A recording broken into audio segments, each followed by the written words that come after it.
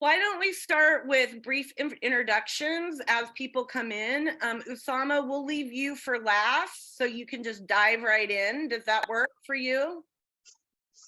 That works. All right. All right. Well, we'll start with me, although most of you know me, but not everyone on here. I'm Lelania Dubois, and I've been a member of the cannabis community my entire life. I grew up in San Diego and Burnt Ranch. And really, this is called the Legacy Project because we were looking for ways to empower our culture. We felt that we were losing a lot of the authenticity in our culture. And part of that is the genetics. And so we focused on a way to protect, authenticate, and empower legacy genetics. And we've written a white paper, which if you haven't seen it, please go to the website and check it out. And today we have a really exciting guest who has a legacy that none of us can compete with on here, which says a lot because I'm 52, but really even us collectively cannot compete with this legacy. But he's also really dove into plant genetics in a way that a lot of us, I don't fully understand and have a little fear behind. So I think we're going to have a really exciting conversation. Italfon Foundation, would you like to say hello and introduce yourself a little bit? Greetings, my name's Joel. I'm from Mendocino County. My company is called Italfon Foundation. I've been cultivating, making seeds in the jungle for 25 plus years. I'm here today with Mama Kay, an edible tincture artist.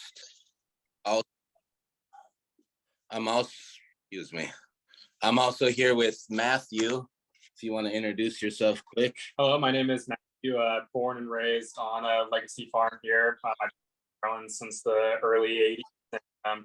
I run software platforms now in the cannabis industry. Oh, right on, Matthew. I'd love to talk to you about that. I love the transition.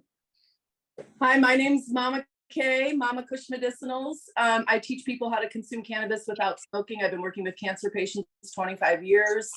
I can get cannabis into any orifice of your body. Oh, I'd love to talk to you and my best friend. I'm trying to stop smoking as much, but it doesn't. Oh, yes. I have an incredible MCT sublingual that's energizing and just it actually is really good for people trying to quit smoking or drinking or opioid. Nice, nice. So I'll be over here on the side listening in. Thanks for joining us, all three of you. Yeah. I appreciate you showing up, and I look forward to getting to know you all more. Marty, I think that's you that's up next. Hi, I'm Marty with Sensational Solutions, co-owner. We're a micronized organic fertilizer company. Been involved with the plant for about 35 years. Been growing it for about 30 years. More personally, have avoided the commercial realm just because I like growing the plant for medicine. But anyways, yeah, I'm here to support the legacy. You know, it's been some years that we've been doing this, but it's awesome that more and more people are joining in and seeing what's going on and really, really finding new things. You know, it's cool. Thank you, Marty. Marty actually donated the skunk 1 genetic that we've gotten to take through the process that the Legacy Project created, and is a key component to this project. Thank you, Marty. Hey, Patty. Now say hi, everybody. Yeah, I'm Patty Harris. I am from San Diego. My background is in education, and I've been working in the cannabis industry since 2016. I got into using cannabis and started growing in 2011 because I was addicted to opioids and I wanted to get off of them. So reason I was addicted, I have diabetic neuropathy, I have type 1 diabetes, and doctors were just super happy to give me all the drugs that they could. My background, I said, was education, but I recently finished a postdoctoral master's degree in psychopharmacology so that I can do research. And I've been advising patients since 2016 and educating people about using cannabis safely. And just really happy to be in this group. We're happy that you're here, Patty. Hey, Charles. Are you all clean cut there? Nope. No, no, that was a picture from, I think, about 10 years ago, actually. My name's Charles Stockstill. I'm a certified ganjier up here in Raymond, Maine. I run the Old Man of the Mountain and do a lot of other cool stuff, and just happy to be here. Always a cool project, so thanks for having me by.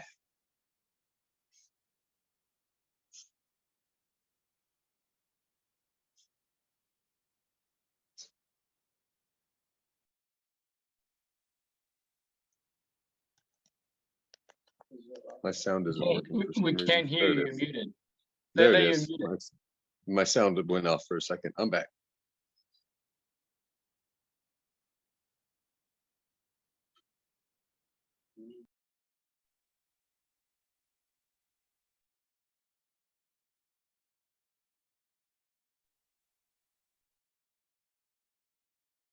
You're muted, Lele.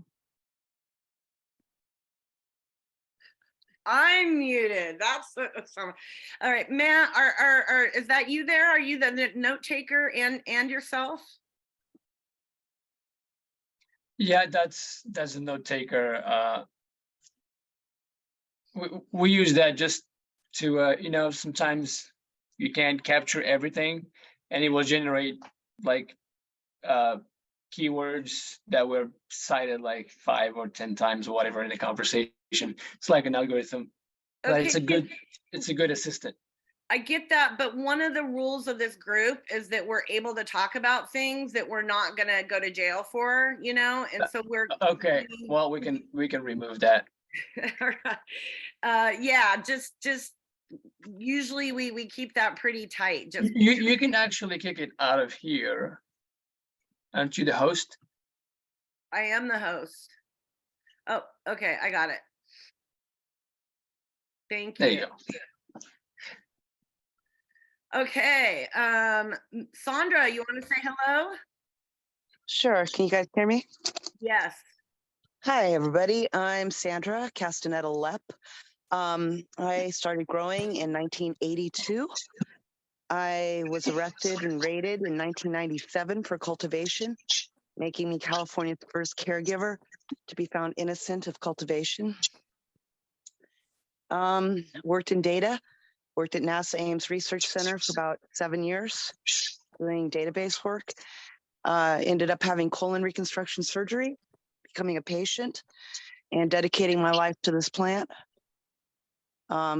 My husband was the late, great OG Eddie Lepp, and I'm here to carry on his legacy and mine of providing medicine to patients. Thank you, Sandra. Benjamin, you want to say hi real quick and introduce yourself? We're trying to roll. I don't want to be rude to everybody, but we're trying to go a little quick because Oussama only has till 11:45. Busy man. He's got a lot going on. Yes. I love you, bro. Good to see your face, man. Oh my God. I got all the time in the world. I'm on the hill. Yeah, I'm Benjamin Franklin Grant. I'm a graduate from Southern Illinois University. That's where I met Oussama. Ganja life, always drawn to the plant, been growing since I was 12, and took that to a bachelor's in plant and soil science, and been up in Humboldt and back and forth for about 10 years. Totally immersed in the hill. I'm in Salmon. So glad to be here. Glad to see y'all. Thanks, Benjamin. Nathan, you want to say hello and introduce yourself real quick? Hello. Me, actually. Nathan is my formal name, but can you hear me? Can you hear me? I don't know if that's me or you, Nathan, but it's real garbly. Probably me, kind of in a bad spot here. Let me see if I can go up the hill. All right, let's let's do Reggie while you're going up the hill. How's that? Hey there, Reggie Weedman, lover of the plant, into the community, and thrilled about where this plant might be going globally. So it's good to be back with everybody who's a lover of the plant as well. Echo lights on. Thanks for joining, Reggie. Echo. Okay, Nathan, you want to say hello and introduce yourself real quick?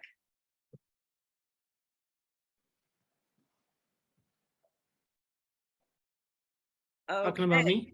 Yeah. Okay, so I saw another Nathan on there.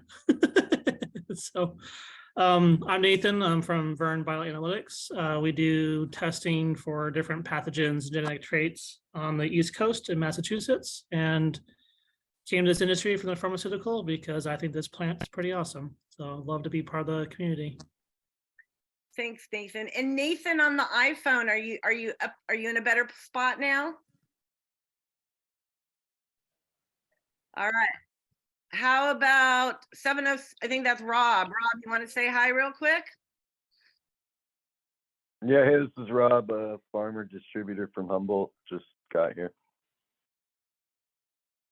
Thanks, Rob. Ken, you want to say hello and introduce yourself? Good morning from Australia. How's it going, guys? I'm not the most far away from Humboldt. On. Hey, Lele, how are you? Oh, fantastic to hear you. Brilliant. How's everyone going? I see a few names I know. Ken from Australia. I'm actually sneaking out of a tent. I'm in the middle of a rainforest. We're just camping at the moment. So I'm just going to walk away from my family while they're all still asleep. So yeah, I work in the international space, more within the policy and the rollout of the introduction of genetics, but more the medical applications related to where the plant and different aspects of nutraceutical combinations come into play.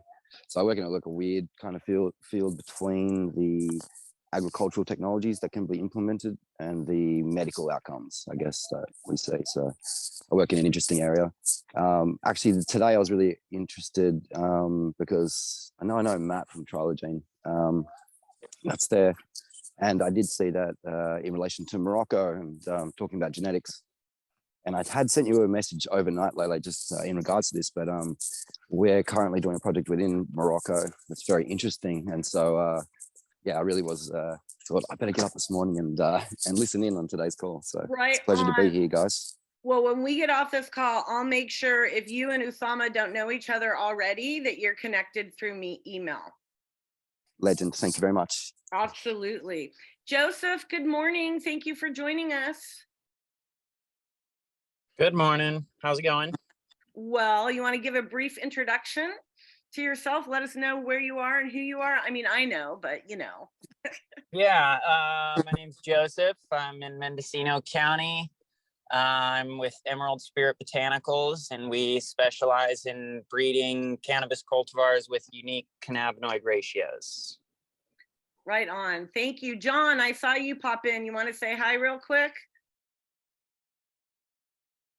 He's in Trinity. So with this weather, I'm surprised he's even on the phone.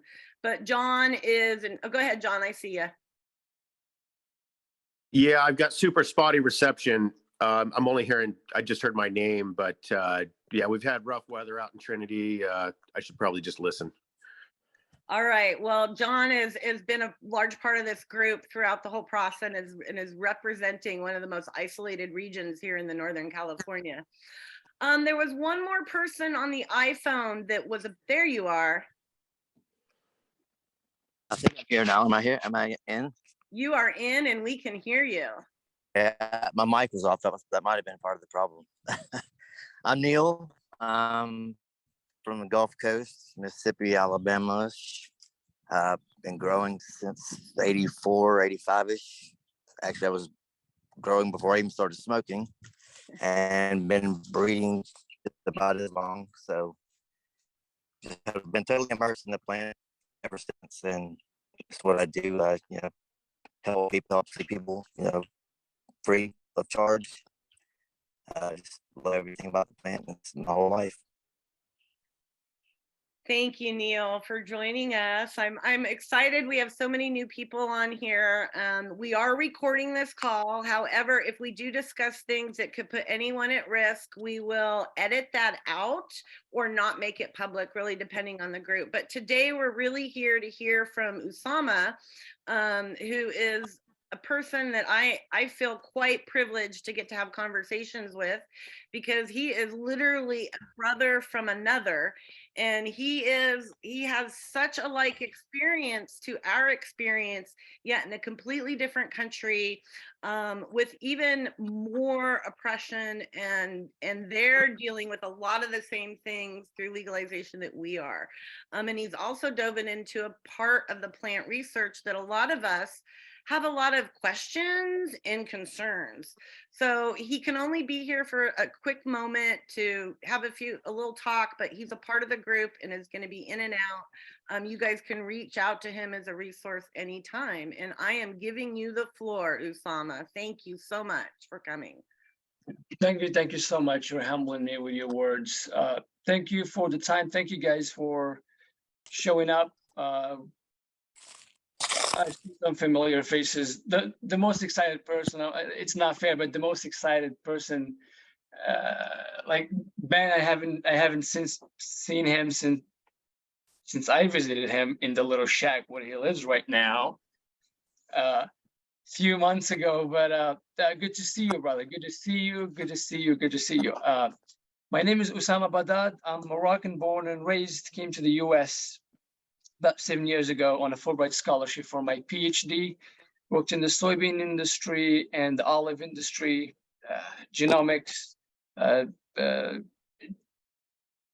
breeding, and gene discovery mainly.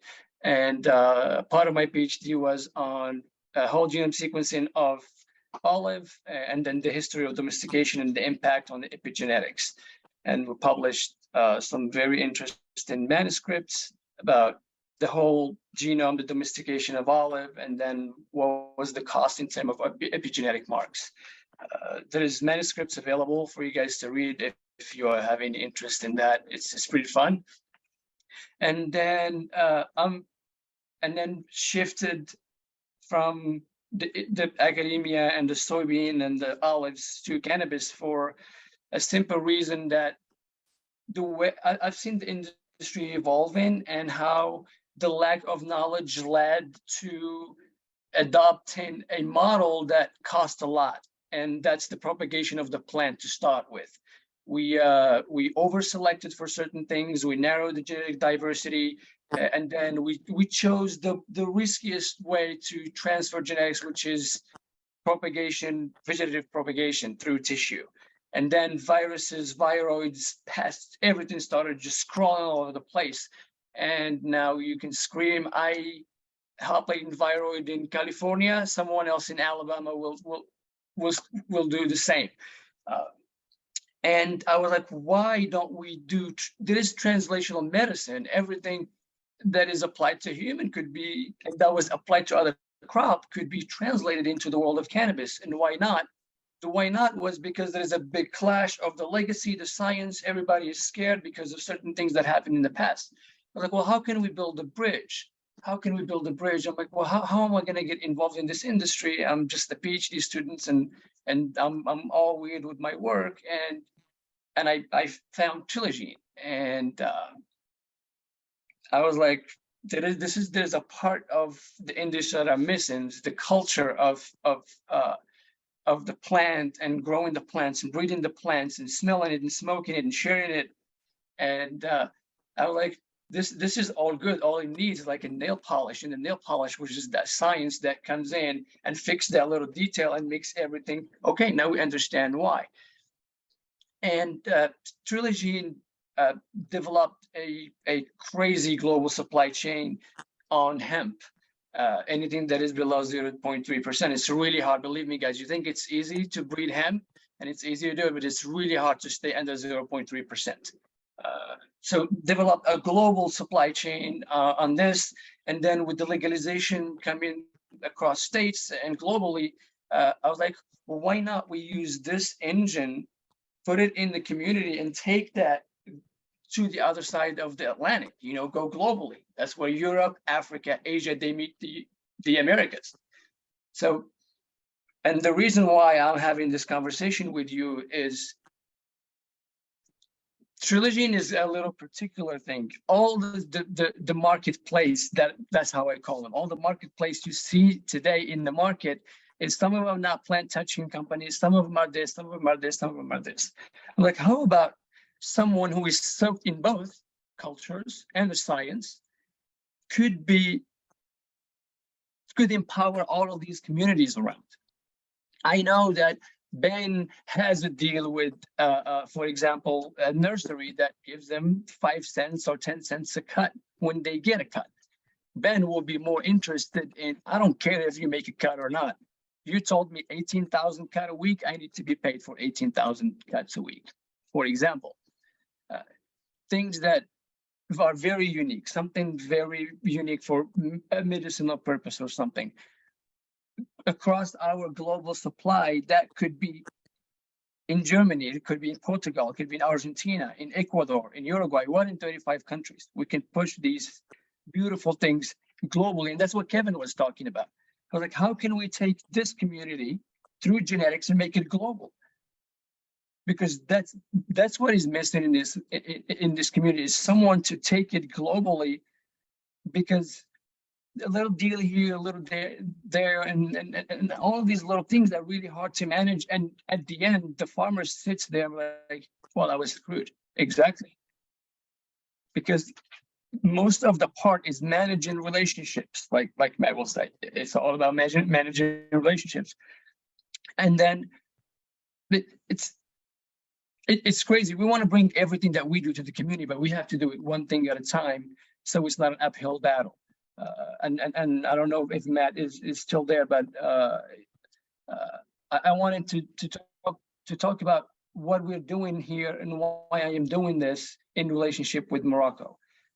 I was born and raised in that country, and I've always wanted for Morocco to be leading in this industry, because we've been making hash for thousands of years, and everybody here in the US smoked hash in the 50s, 60s, and 70s because it was brought from Casablanca or you know, and my people are like hurt.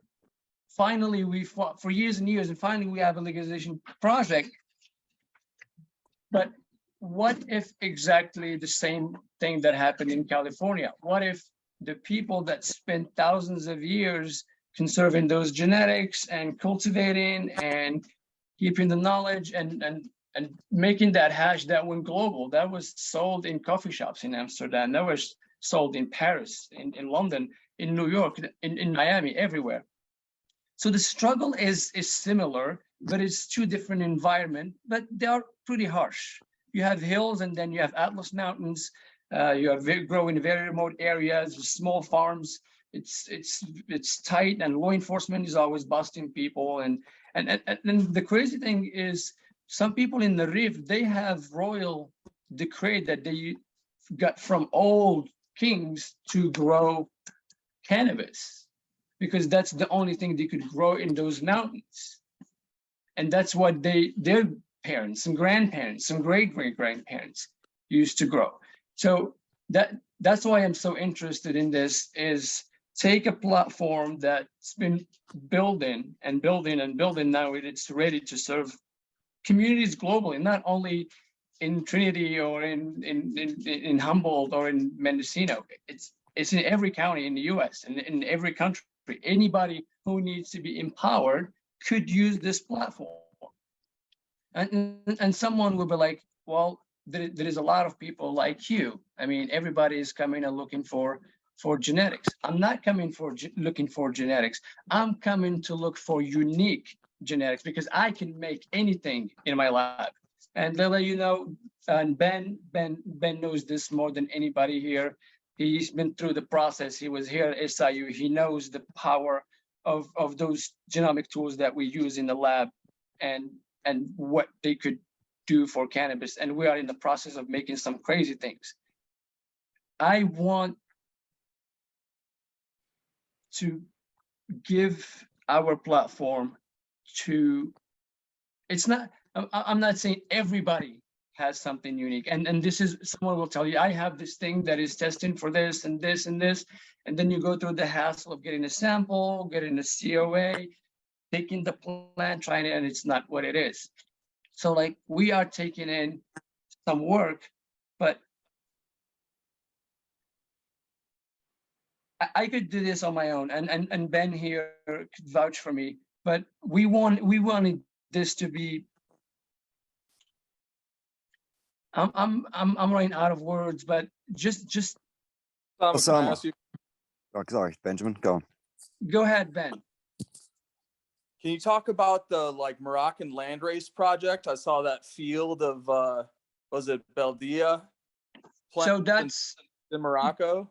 So what happened in Morocco is in the 80s, Beldia was not pushing enough bud for people in Amsterdam, so they brought their hybrids to be grown in Morocco because they had a higher yield. And what happened is the pollen destroyed all of that landrace, except few people that really grow at high altitude where those hybrid could not grow. And so that's why we did that on 1,700 meters above sea level with some seed that have been conserved from the 80s, have been grown in a very specific climate where no pollen can go up because that air is really heavy in iodine and humidity from the sea because it's high mountains, but you have the influence from the Mediterranean and the Atlantic because it's on a corner of the Mediterranean on this side and the Atlantic on this side. And we worked with a farmer named Adbib, who is, he's traveled all over the planet. He talked at the UN. He went in South America with the Ganja and the Rastafari people. He was voted to represent indigenous people and their right to grow cannabis, coca, and poppy. So we did this little genetic conservation project with a little bit of money that we just gathered from here and there, our personal money. And then that little project got viral, and the National Institute for Agricultural Research is adopting that project. And I've initiated last year the Moroccan Cannabis Genome Initiative. So we want to build a Moroccan Beldia reference genome to be used in just in gene discovery, in breeding, and we have people in here that are helping with data analysis. Nathan right here, he's a very smart guy.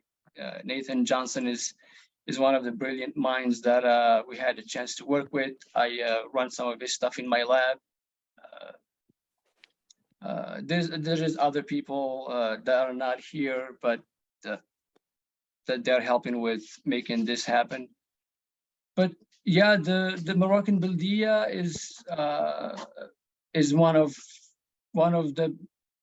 the reasons I got involved in this, because it's the only thing that we smoke back home. I didn't smoke no lemon gelatos or cookies or anything.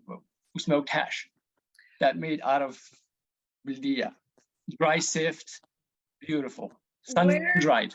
Where can I get this policy, these things, Oussama? Because these are discussions that we need to bring to our local leaders and make happen as well. And the more we share these informations, the further we can move forward together before the theys do. Mic on? Can you hear me? We can kind of hear you. You have a question, Ben? You keep cutting out. I see you moving. Can you hear me? Yes, now we can. Okay. My question, so one of my favorite things is plant in place. That's mean varieties that do well in that microclimate, that little zone.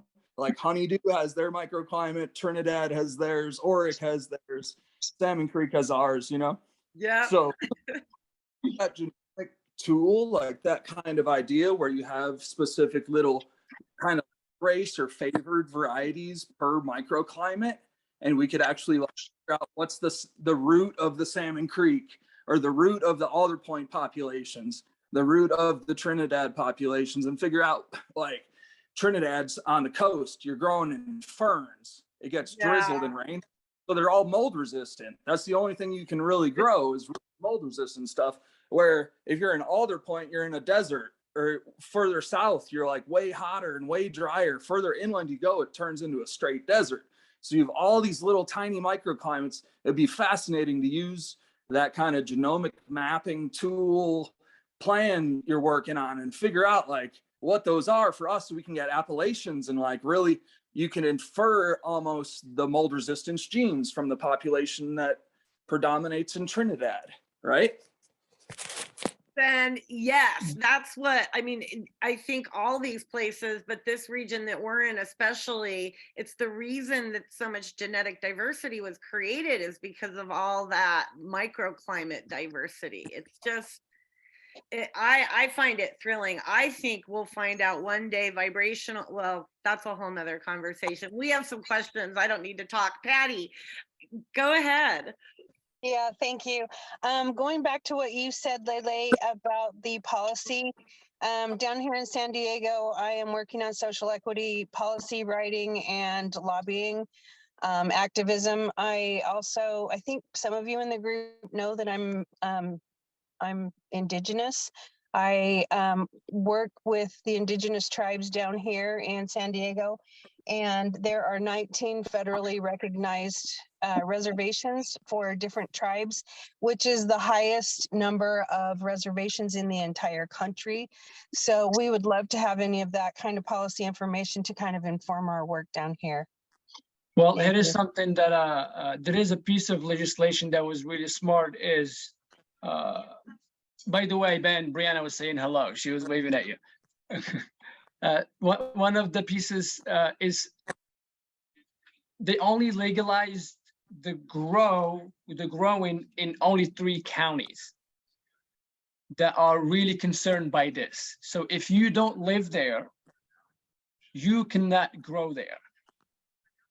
So that pushed all the companies to go and partner with farmers in those regions, at least to grow.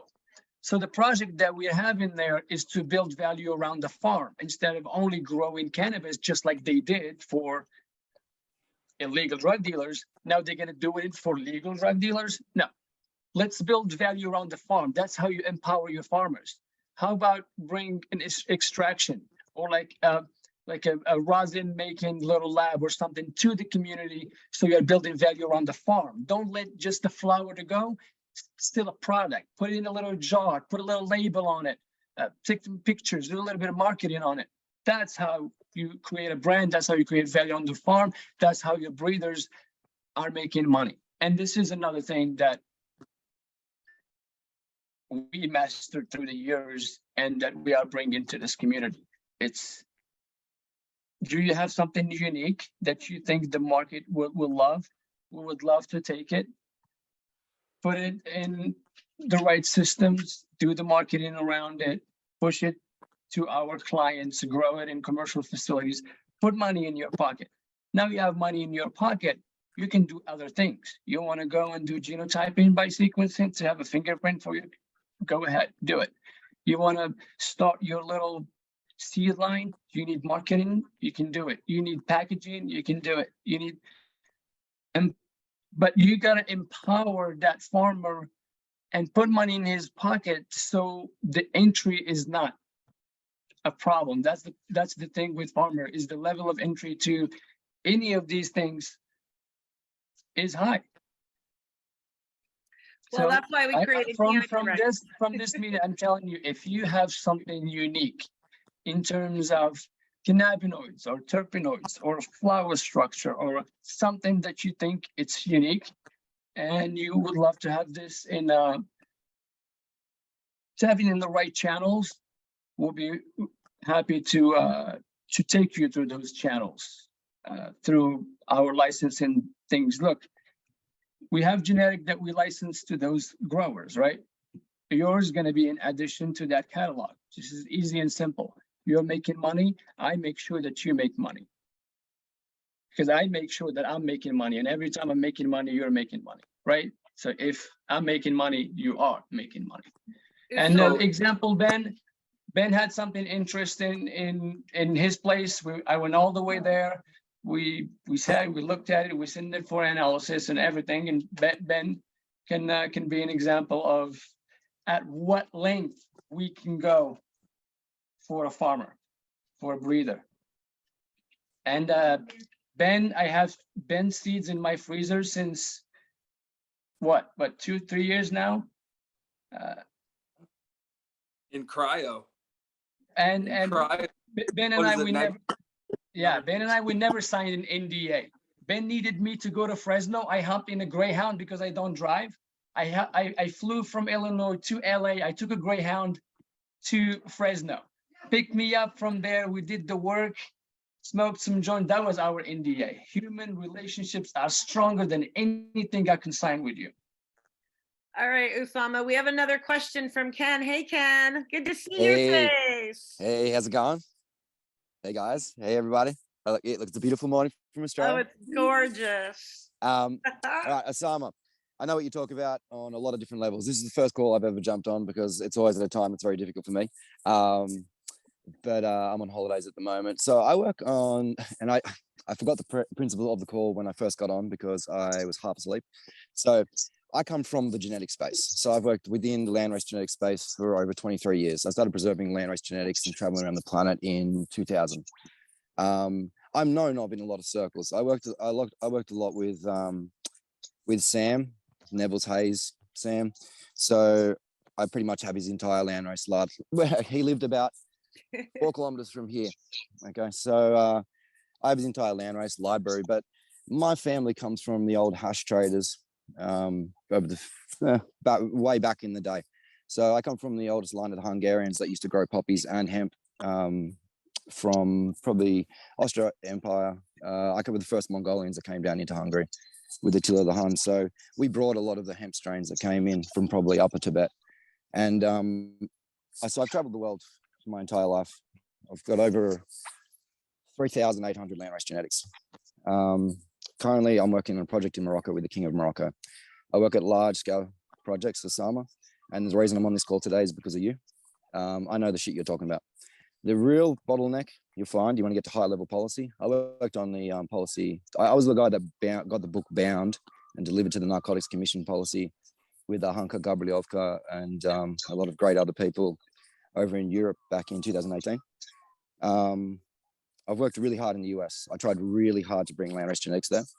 There are genetics. There's a great guy, Matty Baker, over in Washington. If you walk into a dispensary there, you can buy one of my landraces and actually one of my hybrids, but it's a beautiful hybrid based on 3. I don't do any work with anything except landraces. So I've been working in the genetic space. I was the first person that we know of breeding directly for medical outcomes. I ran one of the largest charities in Australia, single-handedly, and I did it all by myself. I didn't charge 1 cent. And so Ben, hand big up to the work you do. And I think there's a lot of us that do the same thing. I got to a level where I started working with Raphael Mechelin. Because of the doctors I was working with, I kind of worked on the forefront of neurological sciences and the use of cannabinoids. So I did the first kind of clinicals on children with autism.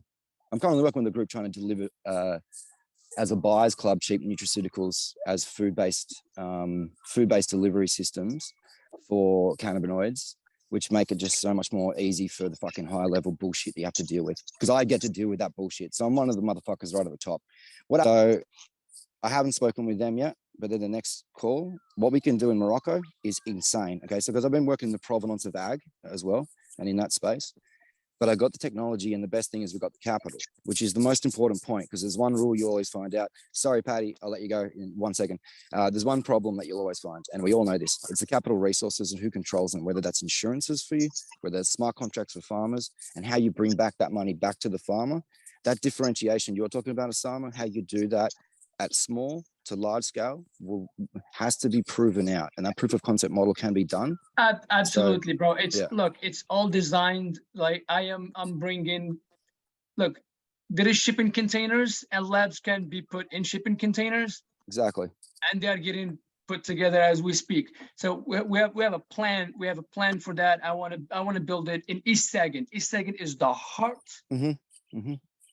of Tama. Tama is the heart of the reef. The reef is the heart of the cannabis industry in the world. With all due respect to my brothers and sisters in Afghanistan, Pakistan, and Lebanon, and all over, we did something a little particular. We made people come to that land, smoke that weed, and play the best music ever. And I'm talking from the Led Zeppelin to Robert Plant. I mean, Janis Joplin's, all of that movement came to Morocco for that reason. I want to take that brand globally. Moroccan hash does not need marketing. Moroccan hash does not need anything. No. It needs to be put in the right hands the right way. I want certification, the whole GMP, the whole, you know what I'm saying? It's hard to get into legal markets. You have to have that done a certain way. It's all dialed in. It's working as we speak. I am really, really sorry. I have a hard stop. I have another call that started 15 minutes ago. We'll connect, Oussama. I'll connect Send with me you an in the next email, 24 please. Send me hours. anything on LinkedIn. Guys, if you have anything, any question, anything that you want to put in a marketing engine, shoot me a text. Let's get on a call. Let's do it.